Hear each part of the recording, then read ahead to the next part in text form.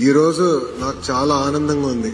ఎందుకంటే 175 నియోజకవర్గాల్లో సుమారుగా 7 లక్షల మందితో మీరందరూ పోటీపడి ఒక పక్కన ఎస్ఏ రైటింగ్, ఎలక్యూషన్, క్విజెస్ లో పాల్గొని నంబర్ 1 స్థానం సాధించి మీరందరు ఇక్కడికి వచ్చి ఈ మాక్ అసెంబ్లీలో పాల్గొంటాం. నిజంగానే నాకు చాలా చాలా ఆనందంగా ఉంది.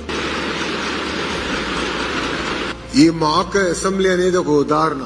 అంటే మన మనసులో ఒకటి సాధించాలి అనుకున్నప్పుడు దాని వెనకాల ఎంత కష్టం ఉంటుంది.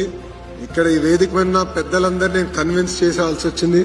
నా ఆలోచన అయితే శాసనసభలోనే పెట్టాలని గౌరవ స్పీకర్ గారితో కూడా నేను అనేక సార్లు చర్చించాను.